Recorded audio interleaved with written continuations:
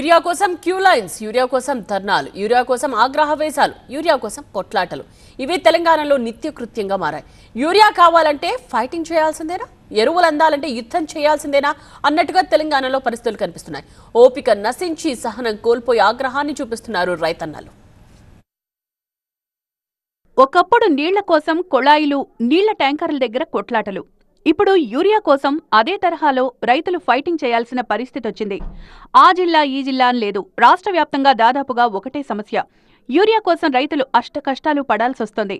గతంలో ఎన్నడూ లేని విధంగా యూరియా కోసం రైతులు రోడ్డెక్కాల్సొస్తోంది.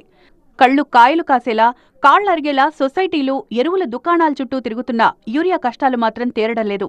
ఎక్కడ చూసినా యూరియా క్యూలైన్లు భారీగా దర్శనమిస్తున్నాయి. కొన్ని చోట్ల రైతులు ఆందోళనలు, ధర్నాలు చేస్తున్నారు. ఇక మరికొన్ని ప్రాంతాల్లో యూరియా బస్తాల కోసం కుస్తీ పోటీలు కొనసాగుతున్నాయి. మహబూబాబాద్ జిల్లా కేంద్రంలో యూరియా కోసం ఫైటింగ్ జరిగింది. క్యూలైన్లలో నిల్చున్న ఇద్దరు మహిళా రైతులు ఒకరికొకరు జుట్లు పట్టుకుని కొట్టుకోవడం కలకలం రేపింది. ఆగ్రోస్ రైతు సేవా కేంద్రం ముందు మహిళా రైతులు కొట్లాటకు దిగారు. కరీంనగర్ జిల్లా హుజూరాబాద్ పిఎస్సిఎస్ దగ్గర యూరియా కోసం రైతులు బారులు తీరారు. యూరియా కోసం పురుషులు, మహిళలు పిఎస్సిఎస్ గోడౌన్కు క్యూ కట్టారు. అయితే క్యూ లైన్లో నిల్చోలేక ఇబ్బంది పడిన ఒక రైతు గోడౌన్ దగ్గరే చాప వేసుకుని కూర్చొని ఆందోళనకు దిగాడు. ఇక నిన్న మహబూబాబాద్లో పలువురు రైతులు యూరియా కోసం గ్రోమోర్ ఎరువుల దుకాణంపై రాళ్లదాడి చేసి నిప్పు పెట్టారు.